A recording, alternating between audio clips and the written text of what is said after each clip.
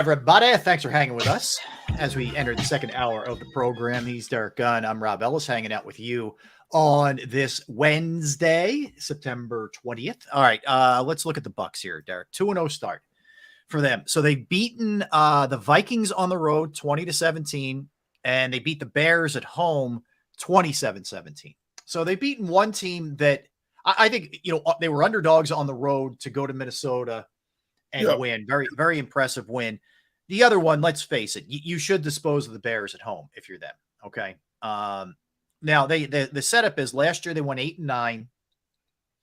We know they had Tom Brady. It's a much different story. They got in the playoffs because they were in a bad division, and they got bounced by the Cowboys in the first round. Really weren't all that competitive. So I think they came into this season with low expectations. Would you agree with that? I agree 100%. This is a Buccaneers team that no one projected to do much of anything. And I think we all consistently said it would be a race to the bottom of the NFC South between the Buccaneers and Carolina. Carolina obviously is going through the growing pains with their young quarterback. But Tampa Bay has shocked a lot of people and has turned some heads in terms of where they are right now. Now, granted, they played the Vikings. Eagles played the Vikings. They played Chicago, which we obviously have found out in 2 weeks still has a long ways to go before they turn the corner with that organization, and their quarterback is a huge question mark in Chicago in terms of why hasn't he shown those signs of improvement that we all thought he would at this point. But the bottom line is number one, they're 2-0. And Baker Mayfield is playing basically flawless football right now. Baker Mayfield is completing 70% of his passes. And I think that's directly responsible to Dave Canales, who is their offensive coordinator. This is a guy who was Seattle's quarterback coach last year. Yep. Look at what he did with Geno Smith. Geno Smith was the comeback player of the year. Geno Smith finished the season completing 70% of his passes. So whatever this guy knows about quarterbacks, we're starting to see it right now with Baker Mayfield, who has been erratic in his career. He's been up and down in his career. Yeah, you make a really good point where Canales was last year, and how he was able to transform and get Geno Smith back, because there are parallels, Derek. Geno Smith had been around for a while. Baker Mayfield hasn't been around as long as Geno, but he's been around for a while. Absolutely. And they were sort of reclamation projects. And he's done a nice job getting these guys back on track. He worked with Russell Wilson for 2 years. When Russell Wilson was in his Seattle heyday, a quarterback coach doesn't have to do a whole lot with a guy like Russell Wilson. But then he has to turn around and work with Geno Smith, who has been a habitual backup his entire career. And he turns Geno completely around, where Geno was one of the talks of the NFL last year. Mm-hmm. Okay, and let's face it, that playoff game Geno was in last year against San Francisco, first half he went toe-to-toe with that 49ers defense. Mm-hmm. And then things began to unravel for Seattle in the second half because of turnovers. But if what we're seeing is true to form in terms of this guy being a quarterback guru, now I understand better why Baker Mayfield has been playing more fluid football, much more fluid game of football. Yeah. That is huge. That is so huge. Their defense is very active, very physical. They get away with a lot of stuff on the back end in terms of clutch and grab, always have for years. But offensively, their line has been a question mark. Their running game is a question mark. But Mike Evans is still that dude. So even if Bradbury is healthy, who are you putting on Mike Evans? Are you putting Slay on him? Are you putting Bradbury on him? Who are you putting on Mike Evans? Bradbury. I'm going to put Bradbury on him. What if you move Bradbury to the slot? Then what are you doing? I wouldn't move him to the slot in this game. But I'm not saying they wouldn't. They've obviously he's worked out there, so I think it's a possibility. I however wouldn't. I'd have him on Evans. I'd have Slay working on Godwin. Okay. And then they don't really have that killer third right now. So I'm going to take my chances and not let those two destroy me, because I don't think Tampa has a good running game either. Now, and the tight end, what's his name? Otten, kid named Cade Otten. Otten. Yeah, who's been okay for them. He's been okay for them. He's not a world beater, but he's a tight end against this defense that is vulnerable in the middle of the field. Yep. All you need to know without N'Kobe Dean in there. That's all you need to know. And you're playing with a bunch of kids in the back end who are still trying to find their way. Personnel-wise, Tampa Bay doesn't have the personnel the Eagles do.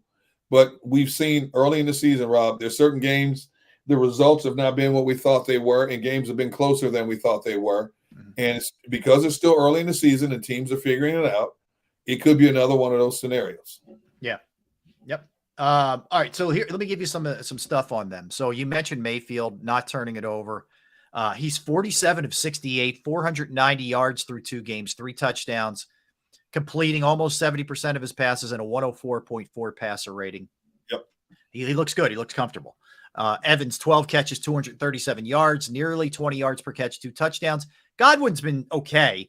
10 catches, 109 yards, and an 11 average. But okay. Rashad White, second-year guy. I think he was a 3rd-round pick. 34 rushes, 112 yards. But it's 3.3 yards per carry, and the 1 touchdown. Not great, by any stretch. But they have some defensive players, man. White is a beast, 14 tackles.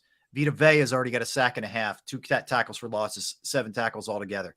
Joe Tryon Shoyinka last week had 2 sacks. He had 6 tackles. So those guys, and I'm just mentioning a couple, there's a lot more than that, are playing very well. It's an interesting setup that they have. So Todd Bowles is basically the head coach and the defensive coordinator.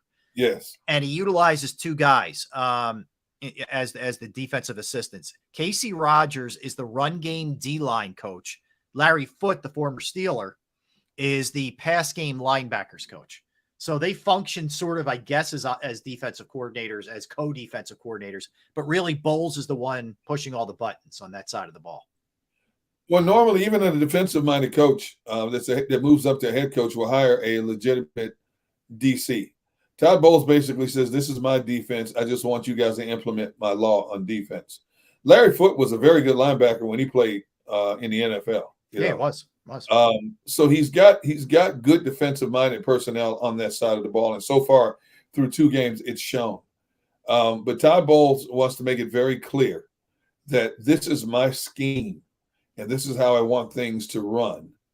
And even as bad as the team was record-wise last year, they were a good defense last year. They fell apart when injuries really decimated that defense. So now they're coming into this game healthy. They're going to play a lot of games at the line of scrimmage with the Eagles. There's no question about that. Mm-hmm. It's imperative Jalen Hurts, Brian Johnson, Nick Sirianni figure out what Tampa Bay is trying to do and attack the opposite of what they're trying to do against them to have a good measure of consistency. Like I said, I don't think Tampa can match this team point for point. Mm-hmm. But I have seen Baker Mayfield play some games where he's put up 35 points a game. He looks like a Pro Bowler, and come back the next game and look like he doesn't know what being a quarterback in the NFL means. Right. That's a great point. You don't know. I mean, he's going in with confidence, but you have no, like that can change real quick. You get a pick early in this game. You hit him hard early and he fumbles, and then he starts forcing things. He is a force things guy, and he starts making mistakes. This is every game, but the defensive line, if they're impactful and they're hitting him, he'll turn into the bad Baker as opposed to good Baker that we've seen. Yes, absolutely. There's no question about that. But that's going to be a key to this whole thing, because and especially too, I don't think they've paid the price so far, Tampa, for not having much of a running game. And I think this is the game with the Eagles come in as number 1 against the run so far. I don't see Rashad White or this running attack being able to do much here against them. So I think that part continues. If Baker's dropping back 40 times, he's bound to make some mistakes. And that's how the Eagles win this thing. Well, he's averaged 36 dropbacks a game the first 2 games. So with that said, it's not an outlandish number, but it's nobody's put him down yet. The Vikings couldn't put him down, yet the Vikings got to Jalen Hurts 4 times. Right. So what is it about Baker's game? What is it about? Have they improved that offensive line? Because you remember Brady was running for his life last year. Yes. So what is it about this offensive coordinator this offensive line that has made Baker look that much better. You've got to get Baker on the ground. You've got to give him that element that we're going to get to you. You've got to put that in his head to unsettle him a little bit. Because even an average quarterback, and I consider Baker a little bit above average quarterback, you get him in a rhythm, you let him build that confidence, all of a sudden he feels he's a world beater, and this game has a different complexion to it. It just does. Yep. Yeah, no question. I'll give. So here's their starting offensive line. Kristen Wirfs is the starting left tackle. Matt Feller is the left guard. Robert Hainsey is the center. Cody Mock is the right guard. Luke Gadecki is the right tackle. Now, you remember Ryan Jensen, he's still injured. He's the all-pro center, but he's been banged up a lot. It's not they're kind of no names. I mean, Wirfs is the only guy who kind of stands out to you in terms of he's names. A first-round pick. Yep. Mm-hmm. Maybe Cody Mock a little bit, but it's not super household names there. So they're a big offensive line. And obviously they pass block better than they run. They run block. Well, that's huge in terms of this Eagles fast and furious defensive front getting after the quarterback. A front that only has 4 sacks in the first 2 games. I expected them to have 4 sacks in 1 game, let alone 4 in 2 games. I think they'll get home in this game. I do. I think I sure hope so. It's going to be critical, obviously. And then let me give you some of the team numbers for them. Offensively, 23.5 points per game. That's 16th. Rushing, 107 per game. That's 17th. Passing, 243 a game. That's 9th. So their numbers are okay. Defensively, they're better. Points per game, they're 6th. They're giving up 17 a game. Rushing, they're 2nd behind the Eagles, 54 per game allowed. Haven't been good in the passing game, Derek. They're giving up 248.5 per game, which is 24th. And granted, this is a tiny sample size. 2 games is not a lot to go off of, but it's all we have to go off of so far. Yeah, and I know the passing game numbers the Eagles are giving up are skewed a little bit because they've been so good against the run. Teams have been forced to pass a little bit more.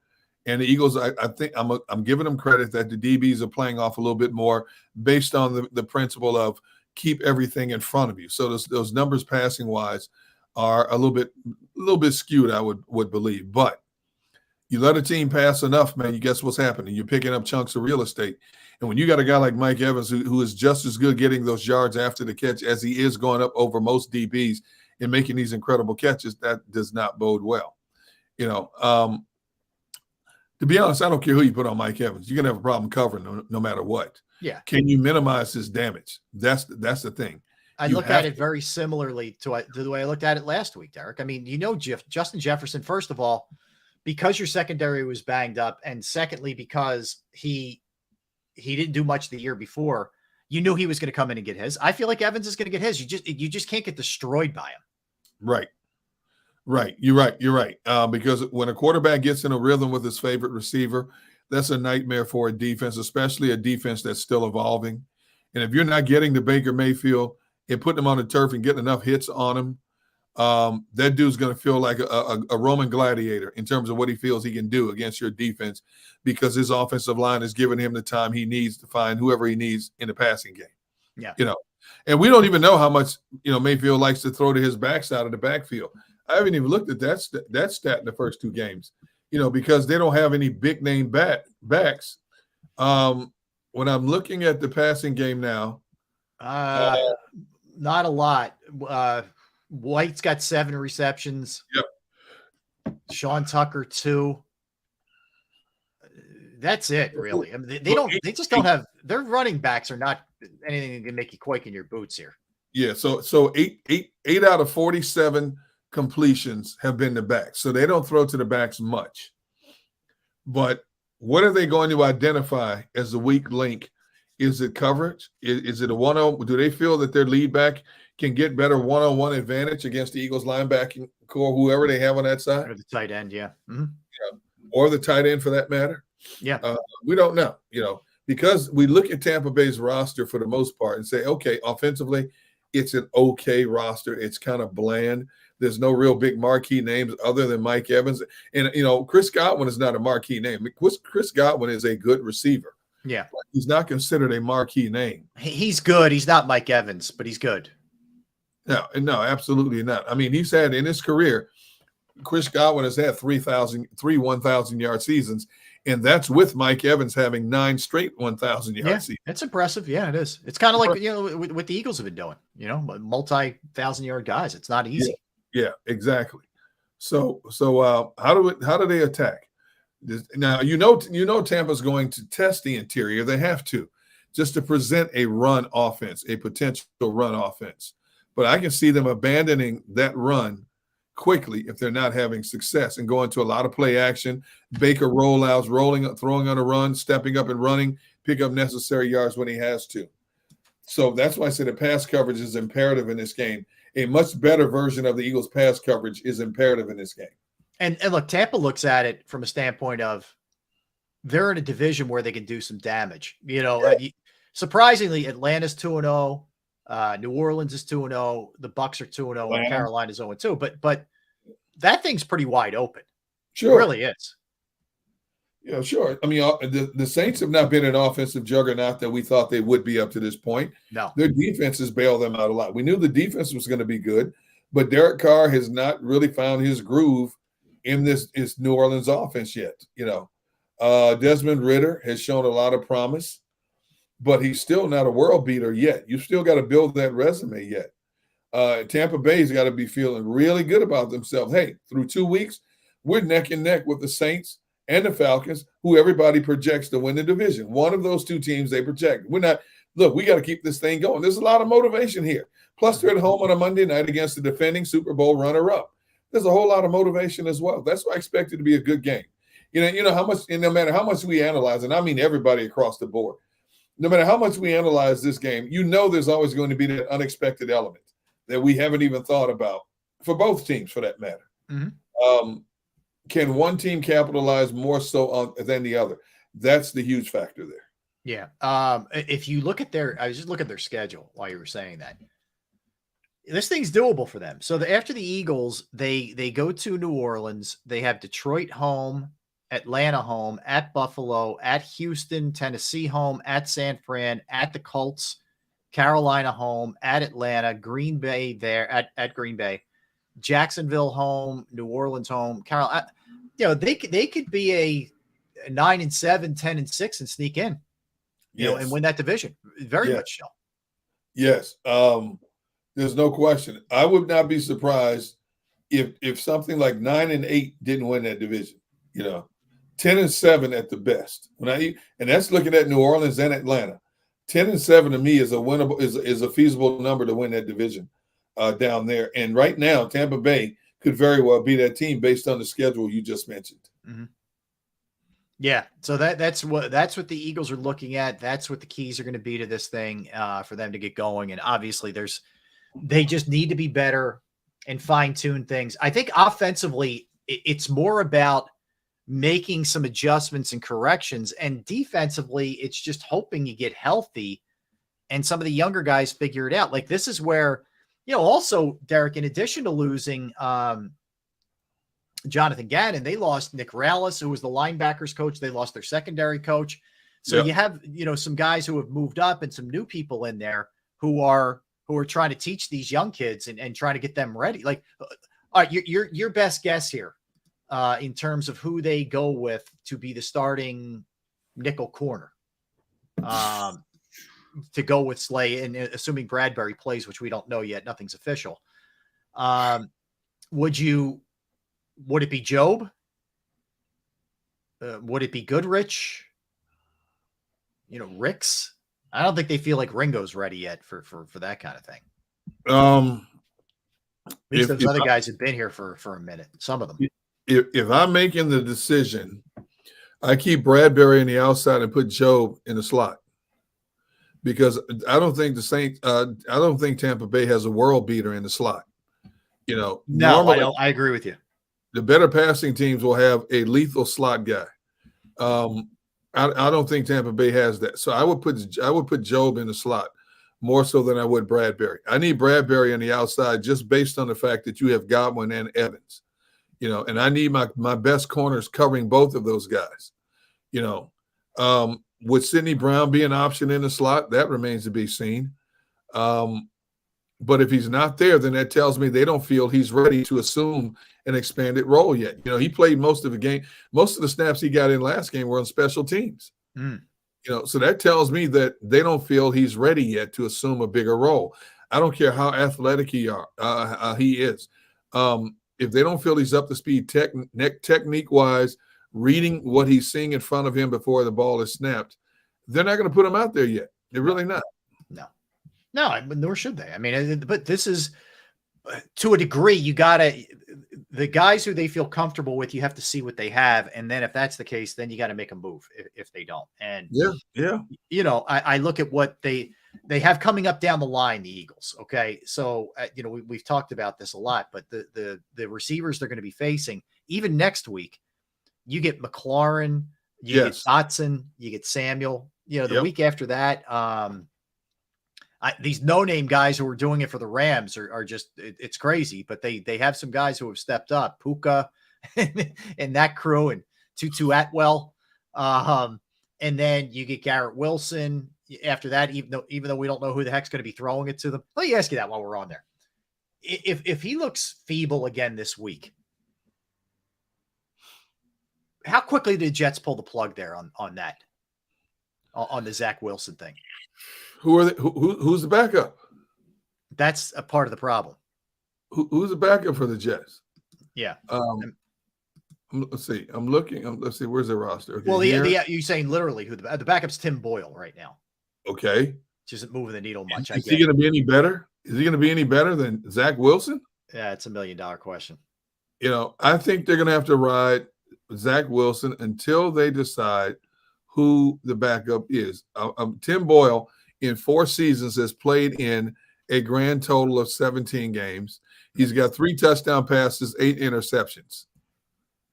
Do you really think Tim Boyle is a viable option other than if Zach Wilson got hurt? I don't. I think they're gonna ride this Zach Wilson thing. I think the backup quarterback for the Jets is not on the roster yet. I would agree. I would agree. Think they're weighing all of their options right now in terms of who's out there, who's best suited to bring in, who we can bring in that can put back Wilson, and if we put him in there, that can help us win games. Those are all tough questions to answer because there's not a whole lot out there, Rob, that can fall in those categories. No, and Brady came out and said that the Jets did not reach out to him. He's not interested anyway, but he said the Jets didn't reach out to him. So for what that's worth, I mean, what you imagine, there's probably been a phone call with Matt Ryan or Flacco, maybe. Oh my goodness, Flacco. Oh my goodness. I know it's not great options here. Wow. Oh my goodness. And people keep talking about Carson Wentz. I don't know if there's a team in the league that wants See, I don't understand why Colt McCoy has not gotten a call from somebody yet. Yeah. Colt McCoy would be my first option. Based on the amount of years he's played in this league, the amount of games he's played in, Colt McCoy could be a significant push to Zach Wilson in that situation. Yeah. I believe Colt McCoy will be a more stabilizing force in that stabilizing factor in that Jets offense right now than Zach Wilson is, and Zach Wilson has been there a couple of years. I would be on the phone with Colt McCoy right now saying, dude, what does it take to get you in here? Well, whomever they decide to pull the trigger on, I'm not sure why you didn't bring him in like going into last week's game to get him acclimated to the system. That way, if you go 2 or 3 weeks and Zach Wilson looks terrible, at least that guy's ready to go and knows what he's, what the plays are and all that kind of stuff. It just doesn't make sense to me. I don't know if they're trying to say if we bring somebody in now, we don't want Zach Wilson to be more rattled than he is thinking, I'm just a temporary fix until they get this guy up to speed. Yeah. That could be a part of the reason as well. But when you're a team that built this team this offseason based on the fact that we are built to win now, desperate moves call for desperate situations. And we've seen Zach Wilson. Hey, look, they won in spite of Zach Wilson that first game against Buffalo. They lost the last game because of Zach Wilson. in a lot of ways. Zach Wilson had one decent throw, a deep post route over the middle to Garrett Wilson, who took it to the house. But you look at his play overall the rest of that game, he was rattled the rest of the game. He was. Overthrows, underthrows, throw it away. So that tells me right now, we have to make a move now. We can't worry about Zach's feelings. If Zach wants us to have trust in him, then show us in his play. Zach is not shown in his play yet. And that's why I said to you after the first week, I'm like, he was thrown into that. Now he had a whole week to think about it. Yes. And I think he may be worse off having that time to think about it rather than just being tossed into the fire. Yeah.